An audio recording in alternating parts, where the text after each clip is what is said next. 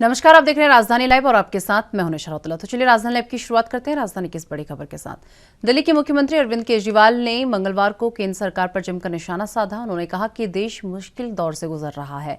केजरीवाल ने आरोप लगाया कि केंद्र सरकार द्वारा बड़े पैमाने पर लूट की जा रही है। कांग्रेस ने 75 साल में जितना लूटा है उससे ज्यादा उन्होंने 7 साल में लूट लिया है। देश मुश्किल दौर से गुजर रहा है, हम स्थिति को लेकर बहुत चिंतित हैं।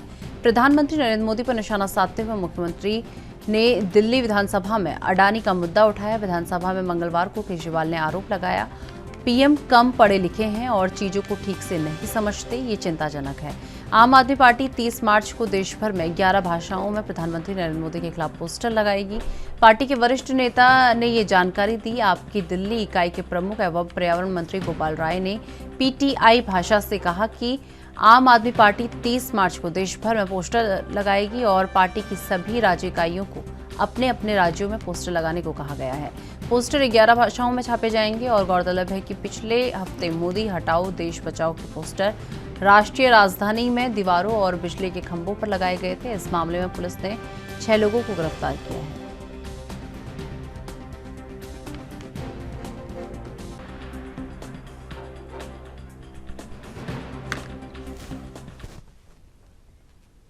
इस खबर पर तमाम जानकारी के लिए मेरे सहयोगी राजीव तिवारी इस वक्त दिल्ली से मेरे साथ जुड़ चुके हैं। राजीव, सीएम केजरीवाल ने पीएम मोदी पर जमकर निशाना साधा है, क्या कुछ कहा, एक बार पूरी जानकारी।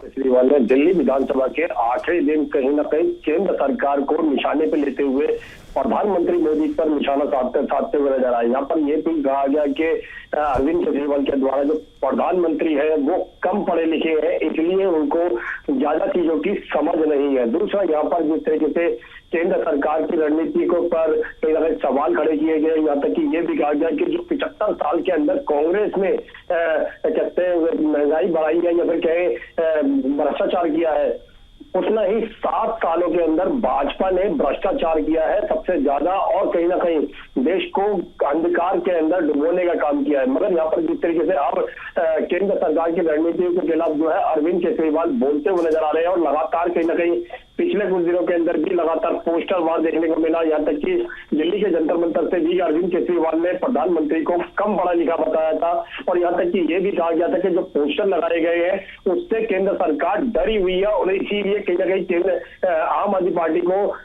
कार्रवाई की जा रही है। और यहाँ तक कि जो पोस्टर लगाए गए थे उसको लेकर भी जो एफआईआर दर्ज की गई थी उसके खिलाफ भी कहीं ना कहीं अरविंद केजरीवाल ने भाजपा के ऊपर हमला बोला था। मगर अब कहीं ना कहीं पर्यावरण मंत्री जो है गोपाल राय, उनकी तरफ से भी स्पष्ट कहा गया है कि आने वाले समय के अंदर यानी कि 30 मार्च को अब दिल्ली के नहीं पूरे देश के अंदर लगभग 11 भाषाओं के अंदर के प्रधानमंत्री के मोदी के खिलाफ जो है वो कहीं ना कहीं पोस्टर लगाए जाएंगे और ये पोस्टर जो है वो 11 भाषाओं के अंदर लगाए जाएंगे ताकि केंद्र सरकार की जो रणनीति है उसके खिलाफ जो है जनता तक एक मैसेज दिया जा सके कि केंद्र सरकार जो है सिर्फ अडानी को और कहीं ना कहीं पूंजीपतियों को फायदा देने के काम कर रहे हैं और देश को अंधकार के अंदर डुबोने का काम कर रहे हैं। जी राजीव, वही बात कर लें, जिस तरीके से पीएम नरेंद्र मोदी पर सीएम अरविंद केजरीवाल निशाना साधते हुए नजर आए, उनको कम पढ़ा लिखा जो है बता दिया, ऐसे में बीजेपी की तरफ से कोई टीका टिप्पणी इस पर की गई हो? देखिए, यहाँ पर बात करें अरविंद केजरीवाल की तो अरविंद केजरीवाल ने यही चीज दिल्ली के जंतर मंतर से भी कही थी कि प्रधानमंत्री मोदी जी जो है वो कम पढ़े लिखे हैं और इसकी जानकारी खुद एक मीडिया के माध्यम से प्रधानमंत्री ने खुद दी थी कि वो ज्यादा पढ़े लिखे नहीं है और इसीलिए कहीं ना कहीं उसी शब्द को लेकर अब अरविंद केजरीवाल या फिर कहे आम आदमी पार्टी जो है वो भाजपा के ऊपर हमलावर होती हुई नजर आ रही है कि प्रधानमंत्री मोदी जी अगर ज्यादा पढ़े लिखे होते तो कहीं ना कहीं चीजों को समझने की शक्ति ज्यादा होती और कहीं ना कहीं देश को कहीं ना कहीं उज्जवल रास्ते के ऊपर लेके जाते। मगर यहाँ पर जिस तरीके से सिर्फ कहते हैं भ्रष्टाचार बढ़ाया गया है और लगातार 7 सालों के अंदर इतना भ्रष्टाचार कर दिया गया है तो जो कांग्रेस के समय में 75 सालों के अंदर नहीं किया गया था। मगर अब कहीं ना कहीं आम आदमी पार्टी जो है या फिर कहे विपक्ष जो है वो कहीं ना कहीं इन्हीं मुद्दों को लेकर अब केंद्र सरकार को घेरने की कोशिश कर रहा है और लगातार अडानी मुद्दे को लेकर लगातार सदन के अंदर भी हंगामा देखने को मिला और सदन से बाहर भी हंगामा देखने को मिला और लगातार आम आदमी पार्टी जो है वो अडानी मुद्दे को लेकर भी कहीं ना कहीं जांच चाहती है। मगर अभी तक केंद्र सरकार की तरफ से कोई भी जवाब जो है अडानी मुद्दे को लेकर नहीं दिया जा रहा है। दूसरा जो कहते हैं 20,000 करोड़ रुपए जो खर्च किया गया अडानी कंपनी को दिया गया वो किसका है, ये भी सवाल जो है वो विपक्ष की तरफ से लगातार पूछे जा रहे हैं, मगर इस पर भी कहीं ना कहीं कोई भी जवाब जो है वो केंद्र सरकार की तरफ से नहीं मिल रहा है। और अब जिस तरीके से 30 मार्च को पूरे देश के अंदर 11 भाषाओं के अंदर कैसे पोस्टर लगाए जाएंगे भाजपा के खिलाफ, उससे कहीं ना कहीं भाजपा की रणनीति जरूर बिगड़ती हुई नजर आएगी, उनकी छवि बिगड़ती हुई नजर आएगी। मगर कहीं ना कहीं अरविंद केजरीवाल के खिलाफ भी कहीं ना कहीं पोस्टर वार जो है वो भाजपा के द्वारा किए जा चुके हैं। मगर अब देखना होगा इस पोस्टर वार से जनता तक क्या मैसेज पहुंचेगा, और विपक्ष और सत्ता पक्ष दोनों ही जो पोस्टर वार कर रहे हैं उसको लेकर कहीं ना कहीं राजनीति जो है वो आने वाले समय के अंदर और ज्यादा बढ़ती हुई नजर आएगी। जी राजीव, जिस तरीके से ये कहा जा रहा है कि 30 मार्च को देश भर में 11 भाषाओं में पीएम मोदी के खिलाफ पोस्टर लगाने जा रही है आम आदमी पार्टी, ऐसे में किस पार्टी का जो है आम आदमी पार्टी को समर्थन मिल सकता है? क्योंकि इस बार कांग्रेस का काफी समर्थन करती हुई नजर आई आम आदमी पार्टी। देखिए, बिल्कुल सही कहा आपने। यहाँ पर हमेशा इस तरीके से लगातार आम आदमी पार्टी की बात करें तो आम आदमी पार्टी और कहीं ना कहीं विपक्षी दल जो है वो कहीं ना कहीं एकजुट होते हुए नजर आए, क्योंकि अरविंद केजरीवाल की तरफ से भी पहले कोशिश की गई थी कि विपक्ष को कहीं ना कहीं एकजुट किया जाए, और अडानी मुद्दे को लेकर जो लगातार सवाल पूछे जा रहे हैं केंद्र सरकार से वो उसके अंदर जवाब नहीं मिल रहा। दूसरा, यहाँ पर ईडी और सीबीआई की जो बार बार कार्रवाई की जा रही है विपक्ष के ऊपर, वो कहीं ना कहीं हमलावर है, और विपक्ष जो है वो कहीं ना कहीं अब एकजुट होता नजर आ रहा है। दूसरा, यहाँ पर बात करें 30 मार्च की, और 30 मार्च के अंदर जिस तरीके से आम आदमी पार्टी जो है वो प्रधानमंत्री मोदी को लेकर लगातार कहीं ना कहीं पोस्टर करती हुई नजर आ रही है, और अब 11 भाषाओं के अंदर पूरे देश के अंदर पोस्टर लगाए जाएंगे, और उसके खिलाफ जितनी भी एफआईआर करनी होगी उसके लिए भी संदेश दे दिया गया है कि जितनी भी एफआईआर करना चाहे आप कर सकते हैं, मगर वो पलटवार नहीं करेंगे। मगर यहाँ पर भाजपा की तरफ से जरूर जब मोदी के पोस्टर लगाए गए थे, यानी कि मोदी हटाओ देश बचाओ के पोस्टर लगाए गए थे, उसके खिलाफ भी कहीं ना कहीं भाजपा की तरफ से भी अरविंद केजरीवाल को हटाओ और दिल्ली बचाओ के पोस्टर जो थे वो लगाए गए थे। मगर अब कहीं ना कहीं पोस्टर वार जो है वो कहीं ना कहीं बढ़ता हुआ नजर आ रहा है, और इससे कहीं ना कहीं एक संदेश जरूर दिया जा रहा है कि कहीं ना कहीं जो केंद्र सरकार की रणनीति है, या फिर कहें जो जनता को महंगाई के अंदर डुबोने का काम किया है, देश को कहीं ना कहीं अंधकार के अंदर डुबोने का काम किया है, और केंद्र सरकार जिस तरीके से पूंजीपतियों के लिए काम कर रही है, उससे तो कहीं ना कहीं आम आदमी पार्टी या फिर विपक्ष जो है वो यही मैसेज देती हुई कोशिश कर रही है कि केंद्र सरकार जो है वो जनता के लिए काम नहीं कर रही है, सिर्फ पूंजीपतियों के लिए ही काम करती नजर आ रही है। और जिस तरीके से 20,000 करोड़ रुपए का जो अडानी ग्रुप को फायदा देने की बात की गई है, पैसा किसका है इसके अंदर भी जवाब नहीं मिल पा रहा है, तो साफ जाहिर है कहीं ना कहीं आने वाले दिनों के अंदर राजनीति और ज्यादा गर्माती हुई नजर आएगी। जी चलिए राजीव, बहुत बहुत धन्यवाद हमारे साथ जुड़ने के लिए और ये तमाम जानकारी हम तक पहुंचाने के लिए।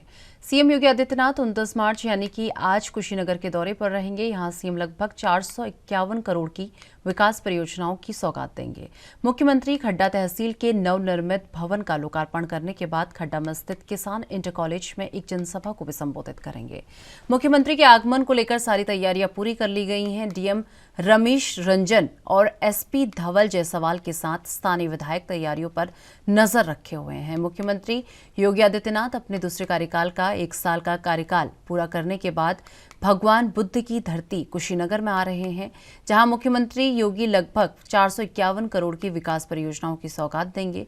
29 मार्च को सुबह लगभग 10 बजे मुख्यमंत्री योगी आदित्यनाथ का हेलीकॉप्टर खड्डा नगर से बाहर बने हेलीपैड पर उतरेगा, जहां से मुख्यमंत्री सड़क मार्ग से खड्डा तहसील के नवनिर्मित भवन में पहुंचेंगे।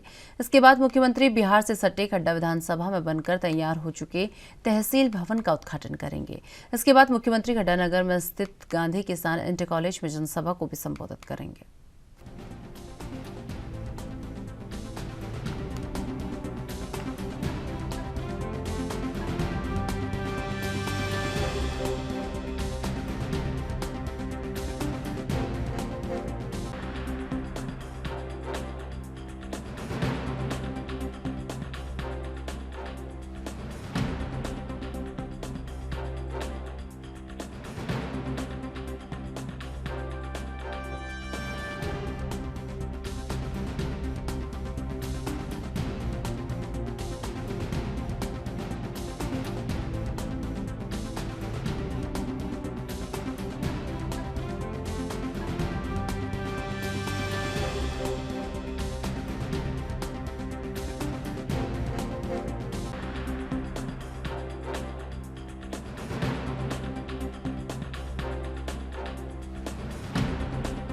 रहेंगे, जहां सीएम लगभग 451 करोड़ की विकास परियोजनाओं की सौगात देंगे। मुख्यमंत्री खड्डा तहसील के नवनिर्मित भवन का लोकार्पण करने के बाद खड्डा में स्थित किसान इंटर कॉलेज में एक जनसभा को संबोधित करेंगे।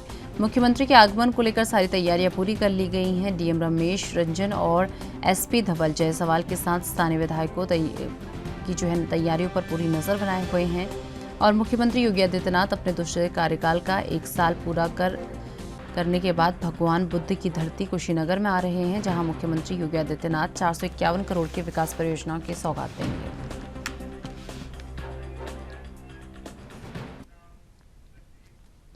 इस खबर पर तमाम जानकारी के लिए मेरे सहयोगी जितेंद्र चौहान इस वक्त लखनऊ से मेरे साथ जुड़ चुके हैं। जितेंद्र, आज कुशीनगर के दौरे पर सीएम योगी आदित्यनाथ रहने वाले हैं, क्या कुछ अहम रहेगा इस दौरे में? एक बार पूरी जानकारी। देखिए, अहम यह है कि उत्तर प्रदेश के मुख्यमंत्री योगी आदित्यनाथ की सरकार को अपने दूसरे कार्यकाल को 1 साल पूरा हो चुका है और साथ ही साथ आज अष्टमी के मौके पर नवरात्र चल रहे हैं। मुख्यमंत्री योगी आदित्यनाथ कुशीनगर भगवान बुद्ध की धरती पर जाएंगे और ये कहा जा सकता है कि लगभग वहां पर एक बड़ी विकास परियोजनाओं का लोकार्पण शिलान्यास करने का काम करेंगे। सबसे पहले मुख्यमंत्री योगी आदित्यनाथ गोरखपुर में है और गोरखपुर में जनता दर्शन आज सुबह वो लगा चुके हैं और ये कहा जा सकता है कि जनता दर्शन के बाद सीएम योगी आदित्यनाथ लगभग 10 बजे कुशीनगर पहुंचेंगे, जहां पर कुशीनगर जिले के खड़का तहसील से करीब 2000 करोड़ का विकास जो परियोजना है, जो विकास से जुड़ी चीजें है, उसका लोकार्पण और शिलान्यास करने का काम करेंगे। साथ ही साथ वहाँ जनसभा रखी गई है, उस जनसभा को संबोधित करने का भी काम करेंगे, क्योंकि इस नजरिए से भी देखा जा सकता है क्योंकि लोकसभा चुनाव है। लोकसभा चुनाव को देखते देखते जाहिर सी बात है कि जनता के बीच में भारतीय जनता पार्टी भी नहीं जाने की कोशिश कर रही है और लोकसभा चुनाव से पहले जनता को जनसभा रखकर जनता को संबोधित करने का काम करेंगे, क्योंकि बड़ी विकास परियोजनाएं सीएम योगी आदित्यनाथ देने जा रहे हैं और लगभग 2000 करोड़ की ये विकास परियोजनाएं हैं। और ये कहा जा सकता है कि उसके बाद सीएम योगी आदित्यनाथ गांधी विकास किसान इंटर कॉलेज मैदान में ये कार्यक्रम रखा गया है, जहां पर जनसभा को संबोधित करने के साथ साथ लोकार्पण शिलान्यास करने का काम करेंगे। तमाम विधायक और सांसद वहां कहीं न कहीं मौजूद रहेंगे और लगभग 1:35 लोग कुशीनगर से रवाना हो जाएंगे और यहाँ पर 2:40 पर लखनऊ पुनः वापस मुख्यमंत्री आवास पहुंचेंगे। 4 बजे कैबिनेट बैठक बुलाई गई है। कैबिनेट बैठक में कई अहम प्रस्ताव हैं, जिन प्रस्तावों पर आज मोहर लगेगी और मुख्यमंत्री योगी आदित्यनाथ की अध्यक्षता में कैबिनेट बैठक हुई, जिससे सभी कैबिनेट मिनिस्टर और ये कहा जा सकता है कि मुख्यमंत्री योगी आदित्यनाथ जो विकास से जुड़े जो प्रस्ताव हैं वो कहीं ना कहीं आज कैबिनेट में बैठने का काम किया जाएगा और उस पर मोहर लग सकती है। जितेंद्र, वही बात कर ले, गोरखपुर में आज जनता दर्शन भी जो है सीएम द्वारा किया जाएगा। ऐसे में किन किन समस्याएं जो है, कौन कौन सी समस्याएं लोग रख सकते हैं सीएम के सामने?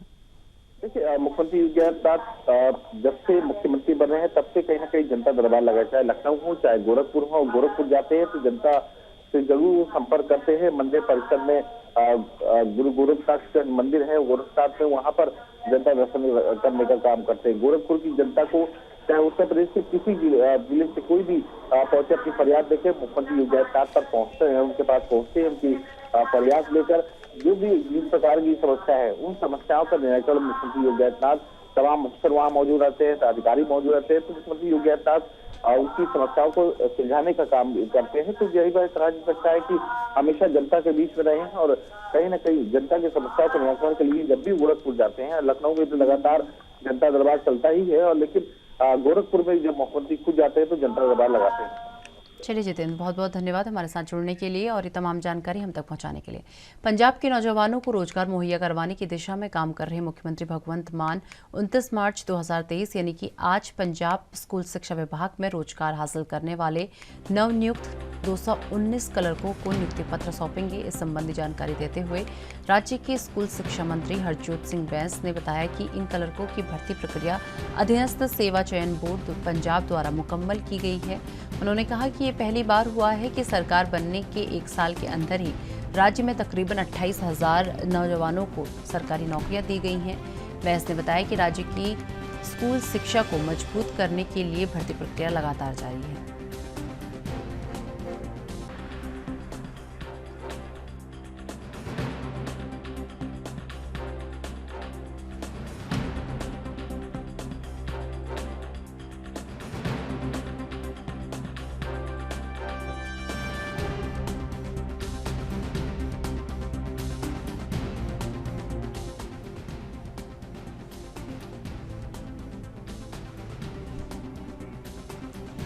तो आपको बता दें कि मुख्यमंत्री भगवंत मान आज नियुक्ति पत्र बांटने वाले हैं। पंजाब के नौजवानों को रोजगार मुहैया करवाने की दिशा में काम कर रहे मुख्यमंत्री भगवंत मान 29 मार्च 2023 को पंजाब स्कूल शिक्षा विभाग में रोजगार हासिल करने वाले नवनियुक्त 219 क्लर्कों को नियुक्ति पत्र सौंपेंगे। इस संबंधी जानकारी देते हुए राज्य के स्कूल शिक्षा मंत्री हरजोत सिंह बैस ने बताया कि इन क्लर्कों की भर्ती प्रक्रिया अधीनस्थ सेवा चयन बोर्ड पंजाब द्वारा मुकम्मल की गई है। आगे उन्होंने कहा कि ये पहली बार हुआ है कि सरकार बनने के 1 साल के अंदर ही राज्य के तकरीबन 28,000 नौजवानों को सरकारी नौकरियां दी गई हैं। और वैस ने बताया कि राज्य की स्कूल शिक्षा को मजबूत करने के लिए भर्ती प्रक्रिया लगातार जारी है।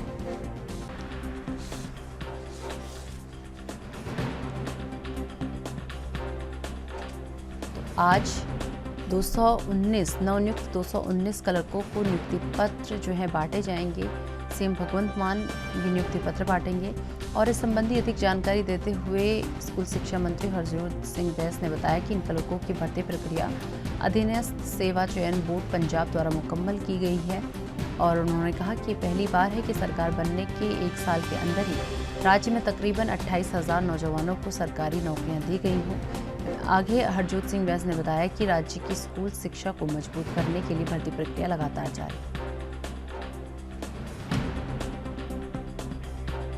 इस खबर पर तमाम जानकारी के लिए मेरे सहयोगी अमित सेठी इस वक्त मेरे साथ जुड़ चुके हैं। अमित, 219 क्लर्कों को सीएम भगवंत मान आज नियुक्ति पत्र बांटने जा रहे हैं। कितने बजे तक ये नियुक्ति पत्र कार्यक्रम रखा गया है, एक बार पूरी जानकारी।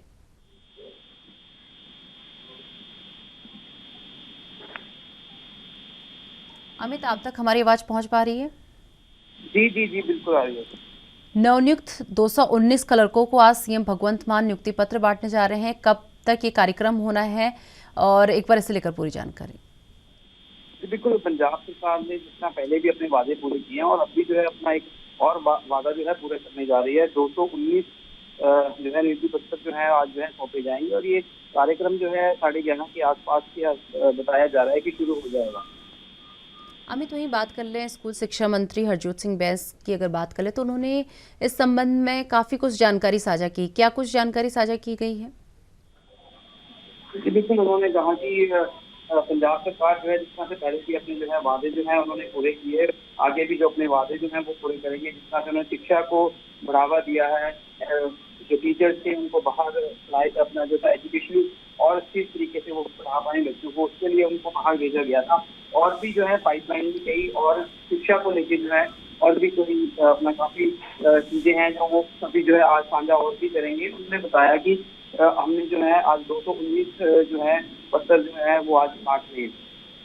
अमित, वही अगर बात क्लर्कों की कर ली जाए, क्योंकि आज इन्हें नियुक्ति पत्र बांटे जाने हैं, ऐसे में इन लोगों का क्या कुछ कहना है? बिल्कुल, उनमें भी काफी खुशी का माहौल जो है देखने को मिल रहा है और लोग जो है काफी खुश दिख रहे हैं पंजाब सरकार से। इस तरह से एक के बाद एक वादे जिस तरह से अपने पूरे किए जा रहे हैं तो कहीं ना कहीं लोगों में भी खुशी की लहर देखने को मिल रही है। जिस तरीके से मान सरकार उनके द्वारा दी गई जितनी भी गारंटियां हैं वो धीरे धीरे कर पूरा करने लगी हैं। और ऐसे में नियुक्ति पत्रों की अगर बात कर ली जाए तो इससे पहले 28,000 नौजवानों को जो है सरकारी नौकरियां दी गई हैं। उसके बाद अब ये 219 क्लर्कों को जो है नियुक्ति पत्र सौंपने। ऐसे में सीएम भगवंत मान ने क्या कुछ कहा है?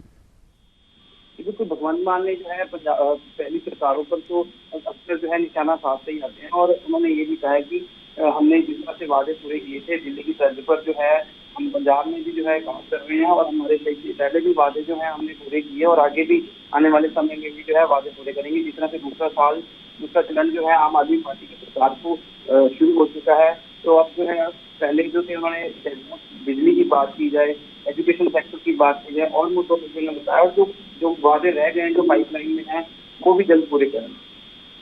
अमित, गारंटियों की बात आम आदमी पार्टी सरकार करती है कि हमने इतनी गारंटियां की थी और लगातार हम अपनी गारंटियों को पूरा कर रहे हैं, तो कौन कौन सी गारंटी अभी तक पूरी की जा चुकी हैं? बिल्कुल, जिस तरह मुफ्त बिजली की बात की जाए, एजुकेशन सेक्टर की बात की जाए और मोहल्ला क्लिनिक की बात की जाए, जिस तरह नौकरियों की बात की जाए, तो काफी हद तक जो है अपनी गारंटियां जो है उन्होंने पूरी कर दी हैं। अब जिस तरह से महिलाओं को जो है एक बड़ी राहत जिस तरह से है कि 1,000 रुपये मिलने की जो बात की गई थी, महिलाओं की जो वो चीज है 1,000 रुपये जो उनको पेंशन देनी थी वो भी जल्द जो है मान सरकार जो है जल्द पूरा कर सकती है। चलिए अमित, बहुत बहुत धन्यवाद हमारे साथ जुड़ने के लिए और ये तमाम जानकारी हम तक पहुंचाने के लिए।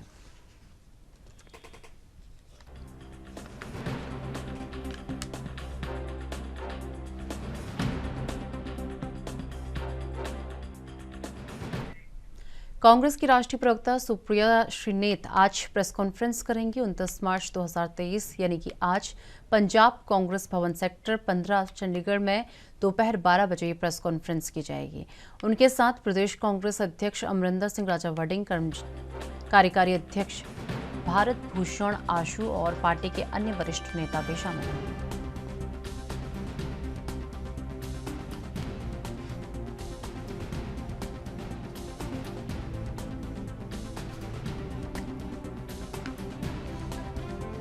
तो आपको बता दें कि कांग्रेस की राष्ट्रीय प्रवक्ता सुप्रिया श्रीनेत आज प्रेस कॉन्फ्रेंस करने वाली हैं। 29 मार्च 2023 को पंजाब कांग्रेस भवन सेक्टर 15 चंडीगढ़ में 12 बजे प्रेस कॉन्फ्रेंस की जाएगी और इसी के साथ कांग्रेस अध्यक्ष अमरिंदर सिंह राजा वडिंग, कार्यकारी अध्यक्ष और पार्टी के अन्य वरिष्ठ नेता भी इसमें शामिल होंगे।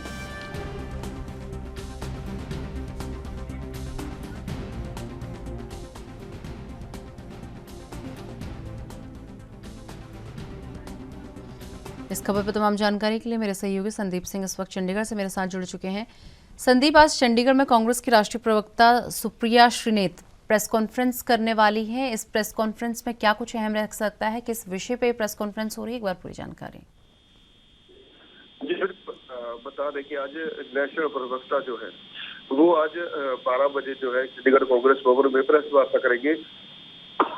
कहीं ना कहीं ये लग रहा है कि लगातार जैसे कि कांग्रेस की स्थिति जो है बिगड़ती जा रही है। जैसे कि देखा जाए केंद्र में राहुल गांधी को उनका बंगला खाली करने के लिए भी बोल दिया है और सदस्यता भी उनकी जो है रद्द कर दे रही है। तो कहीं ना कहीं रणनीति जो है पंजाब में बनाई जाएगी, उसके रणनीति के तहत जो है आगे के एक्शन होने है।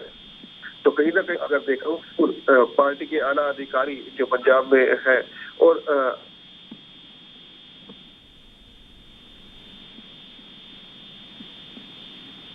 संदीप, आप तक हमारी आवाज पहुंच पा रही है?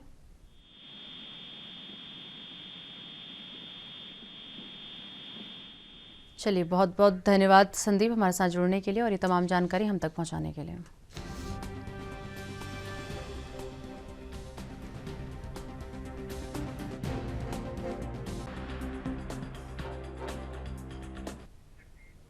भारत में नफरत की आग इस कदर भड़क चुकी है कि मुसलमानों के खिलाफ खुलेआम हिंसा की वारदात को अंजाम दिया जा रहा है। जबरन धार्मिक नारे लगाने के लिए मजबूर किया जाता है। महाराष्ट्र में कुछ अज्ञात लोगों ने एक मस्जिद में घुसकर इमाम साहब को जय श्री राम का नारा लगाने के लिए मजबूर किया और नारा नहीं लगाने पर बेरहमी से भी पीटा गया। घटना जलाना जिले के अनुवा गांव स्थित मस्जिद की है और बीते रविवार को शाम करीब 7:30 बजे इमाम साहब मस्जिद के अंदर बैठकर कुरान पढ़ रहे थे और इसी दौरान कुछ अज्ञात लोगों ने उनके चेहरे पर कपड़ा बांधकर मस्जिद में प्रवेश किया और इमाम साहब को जय श्री राम का नारा लगाने के लिए मजबूर किया। जब इमाम साहब ने नारा लगाने से मना किया तो उन लोगों ने उन्हें पीटना शुरू कर दिया। कुछ केमिकल सूंघाकर उन्हें बेहोश भी कर दिया। जब उनको होश आया तो उनकी दाढ़ी भी कटी हुई थी और इस घटना को लेकर राज्य के उद्योग मंत्री उदित सामंत ने बयान देते हुए कहा कि इस मामले की कड़ी जांच की जाएगी और जो भी दोषी होगा उस पर कड़ी सजा की जाएगी, लेकिन ये भी देखा जाएगा कि कहीं ये सरकार को बदनाम करने की कोशिश तो नहीं की जा रही है।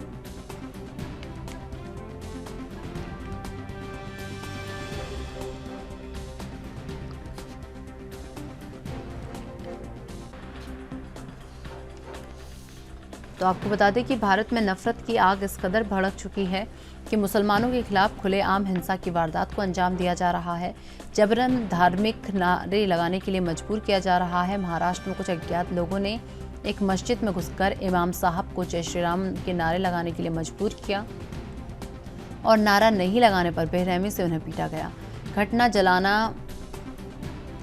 जिले के अनवा गांव स्थित मस्जिद की है। बीते रविवार को शाम करीब 7:30 बजे इमाम साहब मस्जिद में अंदर बैठकर कुरान पढ़ रहे थे। उसी दौरान कुछ अज्ञात लोगों ने उनके चेहरे पर कपड़ा बांधकर मस्जिद में प्रवेश किया और इमाम साहब को जय श्री राम का नारा लगाने के लिए मजबूर किया गया। जब इमाम साहब ने नारा लगाने से मना किया तो उन लोगों ने उन्हें पीटना शुरू कर दिया। कुछ केमिकल सूंघाकर उन्हें बेहोश कर दिया। जब उन्हें होश आया तो उनकी दाढ़ी कटी हुई थी। इस घटना को लेकर आपको बता दें कि उद्योग मंत्री उदित सामंत ने बयान देते हुए कहा कि हम इस घटना की कड़ी निंदा करते हैं और जो भी इसके पीछे होगा उसे बख्शा नहीं जाएगा। और इसका ये पहलू भी देखा जाएगा कि कहीं ये सरकार को बदनाम करने की कोशिश तो नहीं की जा रही है।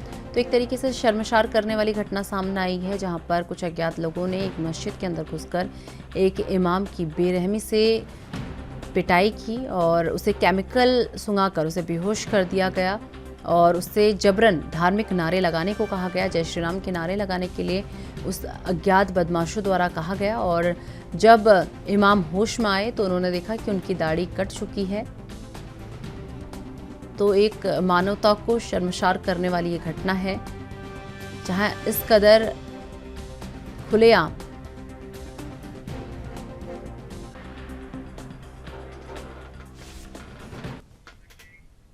इस खबर पर तमाम जानकारी के लिए मेरे सहयोगी सत्यप्रकाश सोनी इस वक्त मुंबई से मेरे साथ जुड़ चुके हैं। सत्यप्रकाश, कुछ लोगों ने मस्जिद के अंदर घुसकर इमाम की जमकर पिटाई की है, क्या है पूरा मामला, एक बार जानकारी। जी बिल्कुल, देखिए महाराष्ट्र के जालना में यह घटना हुई है जिसमें एक मस्जिद में घुसकर कुछ लोगों ने एक इमाम की दाढ़ी काटी, उन्हें जय श्री राम के नारे लगवाने पर मजबूर किया, उनकी पिटाई की। उसके बाद उन्हें चेतावनी दी है कि आगे वह अगर जय श्री राम के नारे नहीं लगाएंगे तो वह उनकी और भी इसी तरह से पिटाई करते रहेंगे। हालांकि यह पूरा वाकया सीसीटीवी फुटेज में कैद हुआ, जिसके बाद मौलाना की तरफ से शिकायत की गई। शिकायत में जो है अब मामला कहीं न कहीं तूल पकड़ता नजर आ रहा है, क्योंकि महाराष्ट्र के उद्योग मंत्री श्री सावंत ने सीधे तौर पर कहा है कि यह जांच का विषय है, क्योंकि यह पूरा वाकया जो है सरकार को बदनाम करने जैसा दिख रहा है। ऐसे में यह कौन लोग हैं उनकी जांच होनी चाहिए। अगर यह पता लगता है कि सरकार को यह बदनाम करने की कोशिश है तो जाहिर तौर पर सरकार इस पर कड़े एक्शन लेगी। सत्यप्रकाश, वही बात कर लें, ये कौन लोग हैं, क्या कुछ पता चल पाया? क्योंकि आपने कहा कि सीसीटीवी कैमरे भी वहां पर लगे थे, क्या सीसीटीवी कैमरे की मदद से कुछ पता लग पाया है कि ये अज्ञात लोग कौन थे जिन्होंने इमाम को बुरी तरीके से पीटा है? बिल्कुल, इमाम को पीटने वाले 2 शख्स को हिरासत में लिया गया है। फिलहाल उनसे पूछताछ की जा रही है।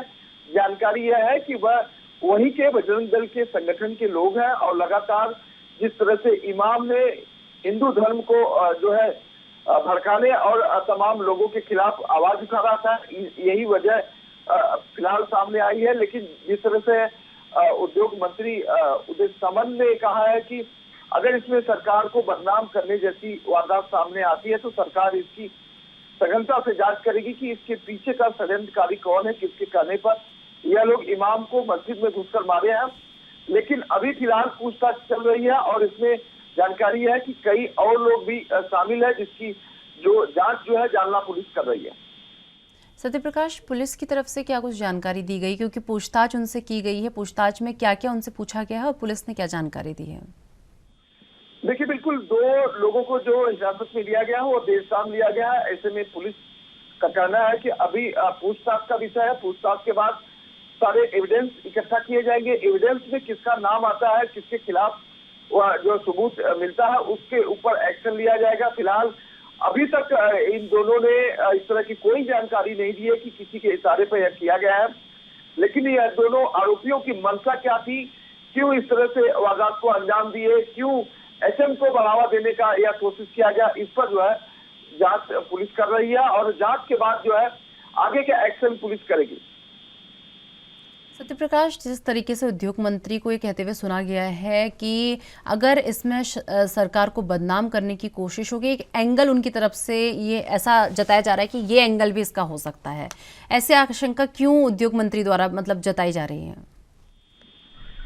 देखिए, अगर किसी विवाद को लेकर इस तरह की वारदात होती है तो जाहिर तौर पर यह समझा जाता है कि विवाद को लेकर यह कहीं कहीं बदले की भावना से की गई है। अब ऐसे में मौलाना की तरफ से इस तरह की कोई पहल नहीं की गई है, लेकिन जिन 2 लोगों को हिरासत में लिया गया है या जिन 2 लोगों ने मस्जिद में घुसकर इस तरह से मौलाना के साथ मारपीट अभद्र व्यवहार किया है, उसकी जांच जो है की जा रही है। लेकिन उद्योग मंत्री का ऐसा आरोप है कि इस पूरे मामले में किसी की साजिश हो सकती है, लिहाजा सरकार को बदनाम करने की कोशिश की जा सकती है, क्योंकि जिस तरह से वर्तमान सरकार एकनाथ शिंदे सरकार लगातार हिंदुत्व को लेकर आगे बढ़ रही है, ऐसे में एक कहीं न कहीं हिंदुत्व को बदनाम करने की भी एक साजिश हो सकती है। इसी साजिश की जांच जो है जालना पुलिस कर रही है। चलिए सत्यप्रकाश, बहुत बहुत धन्यवाद हमारे साथ जुड़ने के लिए और ये तमाम जानकारी हम तक पहुंचाने के लिए। तो चलिए फिलहाल वक्त हो चले एक छोटा सा ब्रेक का, ब्रेक के बाद फौरन हाजिर होते हैं।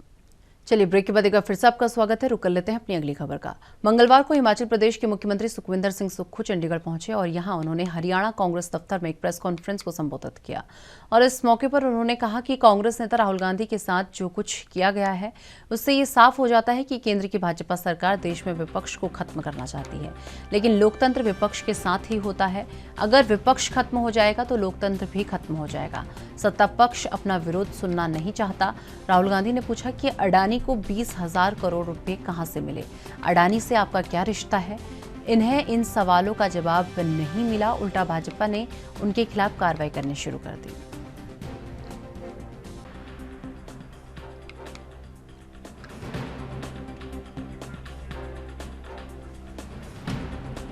तो इस खबर पर ज्यादा जानकारी के लिए हमारी ब्यूरो चीफ टीना ठाकुर जी इस वक्त हमारे साथ हिमाचल से जुड़ चुकी हैं। टीना जी, कल चंडीगढ़ में सीएम सुक्खू ने एक प्रेस कॉन्फ्रेंस को संबोधित करते हुए कहा है कि देश में लोकतंत्र को खत्म करना चाहती है केंद्र सरकार। अगर लोकतंत्र खत्म होगा, विपक्ष खत्म हो जाएगा तो लोकतंत्र भी खत्म हो जाएगा। ये बयान जो है सीएम सुक्खू द्वारा दिया गया है। जी बिल्कुल, राहुल गांधी के साथ जो भी हुआ, उन्होंने कहा कि जो ये विपक्ष की आवाज है वो दबाने की कोशिश की जा रही है और अगर विपक्ष की आवाज दबाई जाती है तो उससे लोकतंत्र जिंदा नहीं रह सकता। और ऐसे में जो सत्ता पक्ष है वो विपक्ष को दबाने या कुचलने की कोशिश कर रहा है और जिससे लोकतंत्र कमजोर हो रहा है। उन्होंने कहा कि सभी क्षेत्रीय दलों को मिलकर साथ चलने की जरूरत है, क्योंकि अगर सबसे बड़ी पार्टी होने के नाते कांग्रेस का विपक्षी दल के साथ ऐसी हरकत हो सकती है, ऐसी जो स्थिति है वो पैदा हो सकती है, तो क्षेत्रीय दलों को तो के साथ कुछ भी हो सकता है। तो अब उन्होंने कहा कि एकजुट होने का समय है, सभी को साथ मिलकर जो ये कार्रवाई राहुल गांधी के खिलाफ की गई है उसके खिलाफ आवाज उठानी होगी, एकजुट होना पड़ेगा। और जो केंद्र में जो सरकार है उसके खिलाफ, क्योंकि वो लोकतंत्र की हत्या की कोशिश कर रही है, लोकतंत्र को दबाने की कोशिश कर रही है, उसके खिलाफ मुखर होकर जो है वो सामने आना होगा। जी निशा। टीना जी, वही बात कर ली जाए, कल चंडीगढ़ में सीएम सुक्खू थे, क्या कारण था चंडीगढ़ जाने का? जी देखिए, कारण अभी हम लोगों को भी नहीं पता, क्योंकि एकदम से उनका अचानक से कार्यक्रम बना और वो चंडीगढ़ गए। उन्होंने वहाँ पे जो है कांग्रेस कार्यालय में जो है वहाँ पे पत्रकार वार्ता को संबोधित किया और जो कांग्रेस के पूर्व राष्ट्रीय अध्यक्ष थे राहुल गांधी, उनकी सदस्यता रद्द करने पर क्षेत्रीय दलों को भी नसीहत दी कि जो कांग्रेस पार्टी के नेता पर सरकार मनमानी कार्रवाई कर सकती है तो क्षेत्रीय दलों को भी इस बारे में सोचना पड़ेगा और एकजुट होकर केंद्र सरकार के खिलाफ लड़ाई लड़नी पड़ेगी। हालांकि अभी वो चंडीगढ़ क्यों गए थे ये अभी तक कारण स्पष्ट नहीं है, क्योंकि हम लोगों को भी जानकारी नहीं मिली, लेकिन एकदम से वो गए, उन्होंने कॉन्फ्रेंस किया और वो वापस आए।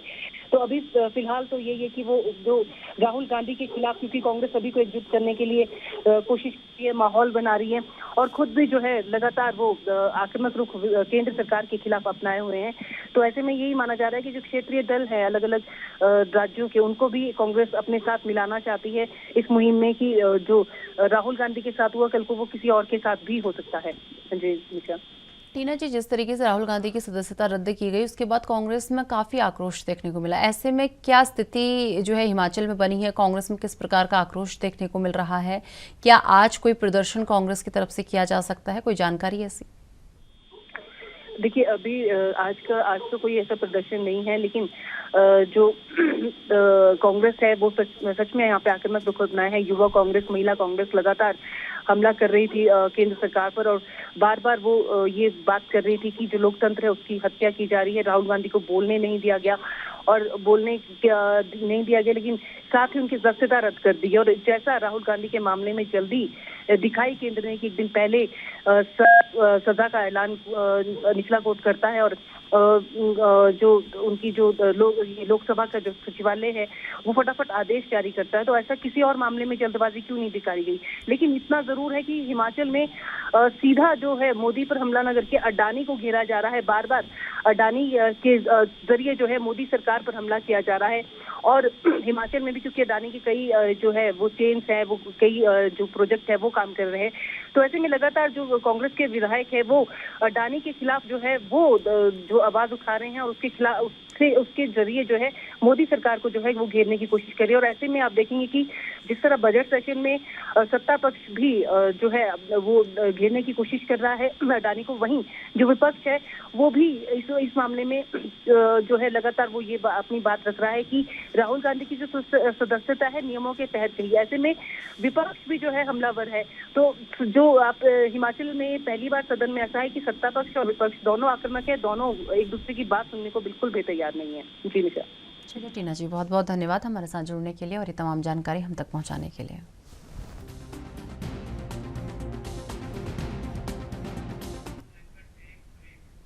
चलिए फिलहाल वक्त हो चला एक छोटे से ब्रेक का। ब्रेक के बाद फौरन हाजिर होते हैं।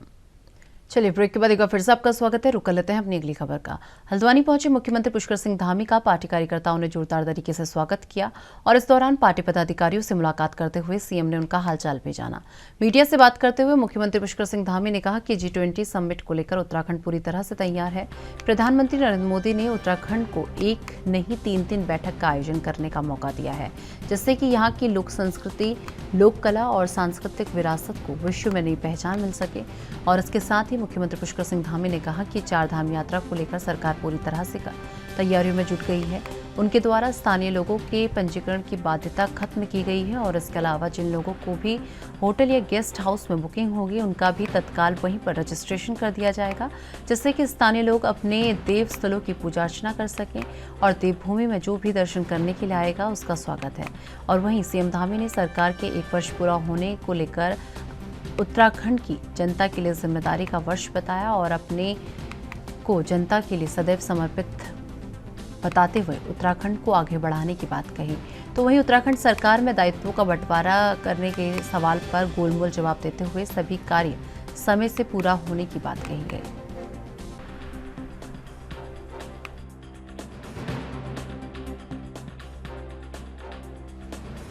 भाई हो रहा है उंगली हटा ये हमारे लिए बहुत ही, मैं कहूँ कि आनंद का, गौरव का और सौभाग्य सभी है। हल्का G20 के आए हुए प्रतिनिधियों का ठीक है हम सब लोग उनको आतिथ्य कर रहे हैं, बीच में मतलब अभी बीच में का स्वागत कर रहे हैं। इसके लिए मैं आदरणीय प्रधानमंत्री जी का धन्यवाद करता हूँ कि उन्होंने थोड़ा सा उधर पानी जी जो है हर साल का है जी उधर 1 नहीं 2 नहीं बल्कि 3 बैठकें G20 की हमारे राज्य को दी हैं और उसकी शुरुआत रामनगर से हो रही है।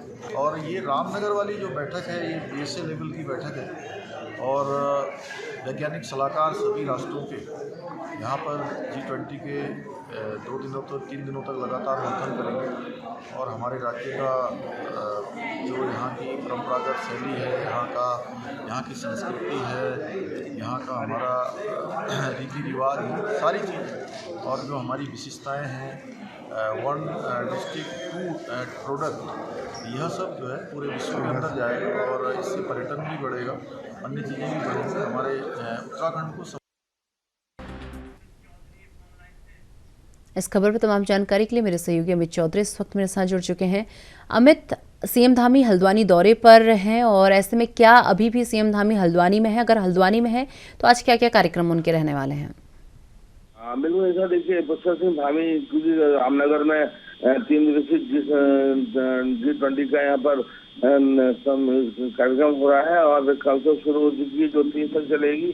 सीएम धामी कल रामनगर पहुंचे थे, वहाँ पर रामनगर में यहाँ G20 के अलावा और तमाम उनके कार्यक्रम थे। उसके बाद कल शाम को हल्द्वानी पहुंचे हैं। हल्द्वानी आकर के उनके यहाँ पर कई कार्यक्रम कल थे, कार्यकर्ताओं के साथ मुलाकात थी और आज जो कार्यक्रम है उन कार्यक्रमों में करीब 9:30 बजे से लेकर 10:30 बजे तक शासकीय कार्य उनके हैं और भाजपा कार्यकर्ताओं के साथ भेंट वार्ता उनकी है। उसके बाद 50 स्थानीय कार्यक्रम के तहत वहाँ प्रतिवाद करने वाले हैं। उसके बाद यहाँ से रामनगर द्वारा रवानगी वो कर लेंगे और पूरी तरीके से वहाँ जो जिस समिट में जो कार्यक्रम है उसमें कहीं ना कहीं प्रतिवाद उन्होंने करना है। तो पूरी तरह से पुष्कर सिंह धामी का जो अब यहाँ पर जो कार्यक्रम है वो रामनगर के साथ हल्द्वानी भी है। हल्द्वानी में उनके यहाँ पर कार्यक्रम रखा गया है। उसके बाद कार्यकर्ताओं से मुलाकात यहाँ पर होनी है और आगामी जो कई कार्यक्रम यहाँ पर जो यहाँ अधिकारियों से विकास कार्य की समीक्षा कहीं ना कहीं होनी है और उसके साथ साथ यहाँ पर नगर में कई प्रकार के जो काम होने उसको लेकर के यहाँ पर तैयारी की जा रही है। पुष्कर सिंह धामी पहुंचे हैं हल्द्वानी में और आज यहाँ पर कार्यक्रम उनके रखे गए। उसका वो यहाँ से रामनगर के लिए रवानगी कर लेंगे। जी अमित, वही बात कर ली जाए, सीएम धामी ने G20 को लेकर और 4 धाम यात्रा को लेकर जानकारी दी है, क्या कुछ कहा है? एक बार इसे लेकर भी जानकारी। देखिए बिल्कुल चारधाम यात्रा की बात की जाए तो चारधाम यात्रा शुरू होनी है और उसको लेकर के यहाँ पर तमाम तरीके से यहाँ पर चीजें की गई हैं और जो रजिस्ट्रेशन की यहाँ पर जो बात की गई है उसको लेकर के उनकी तरफ से कहा गया कि रजिस्ट्रेशन जहाँ जो श्रद्धालु आएंगे अगर वो होटल में रुकते हैं तो उनका हाथों रजिस्ट्रेशन कर दिया जाएगा। रजिस्ट्रेशन के लिए उनको लंबी लाइनें नहीं लगानी पड़ेंगी, घंटों में इंतजार नहीं करना पड़ेगा और उससे कहीं ना कहीं यात्रियों को यहाँ पर सुविधा की जाएगी। चारधाम यात्रा कराने का उद्देश्य सरकार का है कि यहाँ पर जो श्रद्धालु आए उनको दिक्कतें ना हो और किसी प्रकार की परेशानी कोई ना हो, श्रद्धालु यहाँ पर सही प्रकार से यात्रा कर सके। और उसके साथ साथ G20 को लेकर के काफी उत्साहित दिखाई दी। उन्होंने साफ तौर से देश के प्रधानमंत्री नरेंद्र मोदी को धन्यवाद दिया कि उनकी नरेंद्र मोदी के वजह से उत्तराखंड को यहाँ 3 कार्यक्रम कराने का अवसर प्रदान हुआ है और रामनगर को उसमें पहला स्थान मिला है। रामनगर के बाद ऋषिकेश को कार्यक्रम किया जाएगा तो और G20 के बाद यहाँ पर जो कहीं ना कहीं जो यहाँ पर विदेशी मेहमान आ रहे हैं और जो वैज्ञानिक यहाँ पर आ रहे हैं तो उत्तराखंड की परिस्थिति को यहाँ पर देख सकेंगे और कई यहाँ पर व्यापारिक कई मसले हैं, कई चीजें हैं जो यहाँ पर हो सकती हैं उन देशों के साथ साथ। तो सारी चीजों को लेकर के उन्होंने बातचीत करी और पूरी तरीके से उत्साहित दिखाई दी G20 को लेकर के। वहीं चारधाम यात्रा को लेकर के जो कार्यक्रम जो काम हो रहे हैं आगे चारधाम यात्रा में उसको लेकर के लगातार यहाँ दिखाई दी। और वहीं अपने 1 साल के कार्यकाल पे जब उनसे सवाल किए गए तो उन्होंने साफ तौर से अपने 1 साल के कार्यकाल को चुनौतीपूर्ण करार दिया और जनता पर समर्पित अपना 1 साल बताया और आने वाले समय में जो काम उनकी तरफ से होने उसको लेकर के जनता का यहाँ पर धन्यवाद दिया और जनता का पूरा साथ देने के बाद यहाँ पर की गई। जी चलिए अमित, बहुत बहुत धन्यवाद हमारे साथ जुड़ने के लिए और ये तमाम जानकारी हम तक पहुंचाने के लिए।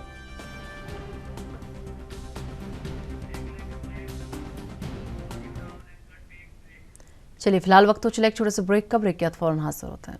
चलिए ब्रेक के बाद एक बार फिर से आपका स्वागत है। रुक कर लेते हैं अपनी अगली खबर का। गुजरात हाईकोर्ट ने कांग्रेस नेता राहुल गांधी को सजा दिए जाने के बाद लोकसभा की सदस्यता रद्द कर दी गई और उसके बाद सरकारी आवास खाली करने का भी ऑर्डर मिल गया, जिसके बाद कांग्रेस के अंदर खलबली मच गई है। इसी को लेकर देश के 4 राज्यों में आज प्रेस कॉन्फ्रेंस कर भाजपा को घेरने का प्रयास किया गया। और आपको बता दें कि आने वाले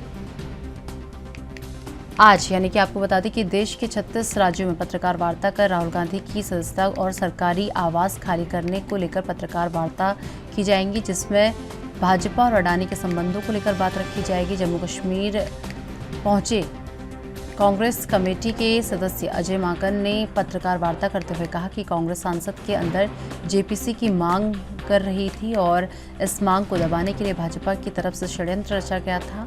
हम लोग मुद्दों की बात कर रहे हैं लेकिन भाजपा उस पर कोई जवाब नहीं दे रही। जिस प्रकार से अडानी ने LIC और कई मामलों में लोगों के पैसों को हड़पा है, कांग्रेस लगातार ऐसे मुद्दों को लेकर आवाज उठाती रही है और उठाती रहेगी।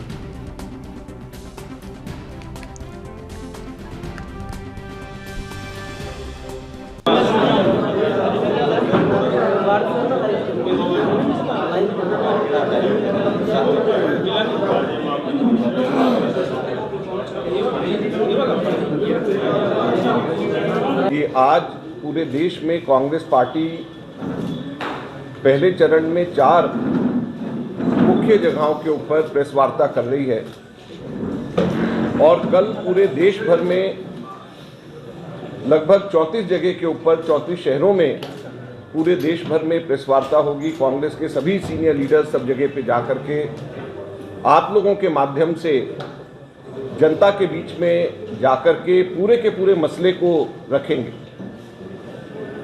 और राहुल गांधी जी को अभी जो पार्लियामेंट से डिस्क्वालीफाई किया है, हम लोग इसको कह रहे हैं डेमोक्रेसी डिस्क्वालीफाई। तो जो प्रेस वार्ता है पूरे देश भर में, इसको हम लोग कह रहे हैं डेमोक्रेसी डिस्क्वालीफाई। और इस खबर पर तमाम जानकारी के लिए मेरे सहयोगी रविंद्र श्रीवास्तव इस वक्त जम्मू कश्मीर से मेरे साथ जुड़ चुके हैं। रविंद्र, जम्मू पहुंचे अजय माकन ने बीजेपी पर जमकर निशाना साधा, कल प्रेस कॉन्फ्रेंस की गई, क्या कुछ कहा, एक बार पूरी जानकारी। जी बिल्कुल, देखिए जिस प्रकार से राहुल गांधी ने मोदी सूचक एक शब्द को लेकर FIR हुई, उसके बाद मामला कोर्ट में गया और कोर्ट में जाने के बाद राहुल गांधी को दोषी करार दिया, 2 साल की सजा हुई। हालांकि उसमें अभी समय है, लेकिन उनकी संसद की सदस्यता जो है वो चली गई और अब उनको सरकारी आवास खाली करने को लेकर जवाब मांगा। हालांकि राहुल गांधी ने कहा है कि हम इसका विरोध नहीं करेंगे, लेकिन कहीं ना कहीं कल जिस प्रकार से 4 राज्यों में, जो अलग अलग राज्य हैं 4, उसमें कांग्रेस के कई सीनियर नेता पहुंचे और उसी प्रकार अजय माकन जो है, जो पूर्व मंत्री रह चुके हैं और खास करके कहा जाए तो संसदीय कमेटी के जो कांग्रेस की है उसके सदस्य भी हैं, तो उसमें उन्होंने यही कहा है कि जिस प्रकार से हम अडानी के मामले में बोलते हैं, पीएम को जवाब देने के लिए कहा जाता है, लेकिन उसको कहीं ना कहीं दबाने की कोशिश जो है, उसका जवाब ना देने की कोशिश की जाती है। और ये सब जो किया जा रहा है, ये सब इसी वजह से है ताकि आम जो हम सवाल पूछ रहे हैं आम लोगों से जुड़े हुए कि अडानी और मोदी के क्या रिश्ते हैं, उसी को लेकर जो है जवाब नहीं दिया जा रहा है। और कहा जाए तो राहुल गांधी को लेकर जो है इसी प्रकार से मामला लाया सामने गया है और उसमें भाजपा के ही जो एमएलए हैं उन्होंने ही इस मामले को न्यायालय में लाया है। हालांकि उसमें दोषी ठहराया गया है, लेकिन कहीं ना कहीं उन्होंने ये भी कहा कि आज 34 राज्यों में, देश भर में आज पत्रकार वार्ता की जाएगी और मोदी और अडानी के जो रिश्ते हैं उनको उजागर करने की कोशिश जो है वो की जाएगी। उसी के ऊपर संसद में जवाब मांगा जा रहा है और जवाब नहीं दिया जा रहा है और ये सब जो किया जा रहा है, राहुल गांधी की सदस्यता जो है वो खारिज कर दी गई है, सरकारी आवास खाली करने की बात कही जा रही है, तो कहीं ना कहीं आम लोगों। बिल्कुल रविंद्र, चलिए बहुत बहुत धन्यवाद रविंद्र हमारे साथ जुड़ने के लिए और ये तमाम जानकारी हम तक पहुंचाने के लिए। भारतीय जनता पार्टी के प्रदेश महामंत्री ओपी चौधरी ने कहा कि पूर्व कांग्रेस अध्यक्ष राहुल गांधी के विरुद्ध सूरत कोर्ट द्वारा मोदी सरनेम को चोर बताने वाली टिप्पणी के लिए मानहानि का दोष सिद्ध होने पर 2 वर्ष की सजा के फैसले और इस कारण संसद की सदस्यता रद्द किए जाने पर कांग्रेस के लोग जिस तरह की अमर्यादित और अलोकतांत्रिक आचरण कर रहे हैं, उससे सन 1975 के आपातकाल की याद ताजा हो चली है।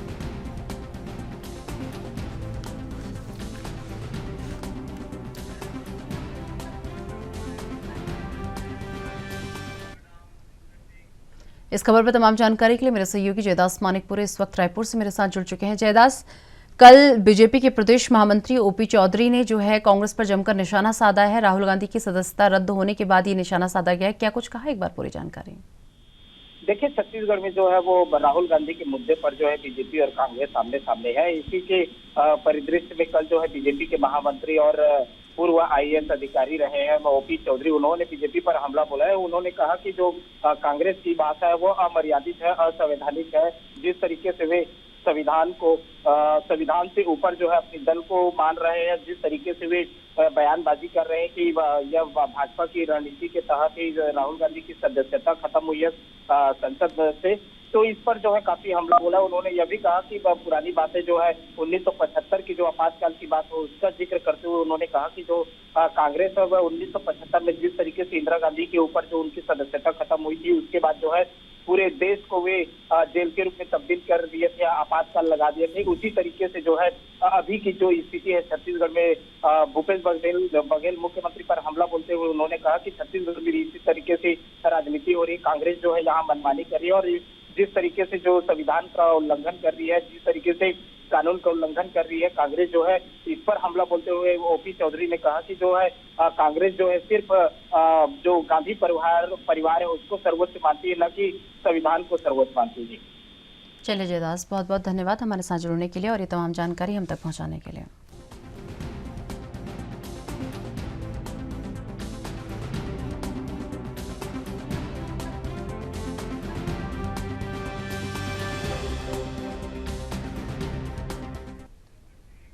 तो चलिए मेरे साथ राजधानी लाइव में बस इतना ही। देश दुनिया की तमाम बड़ी खबरों के लिए देखते रहिए एनबी न्यूज़। नमस्कार।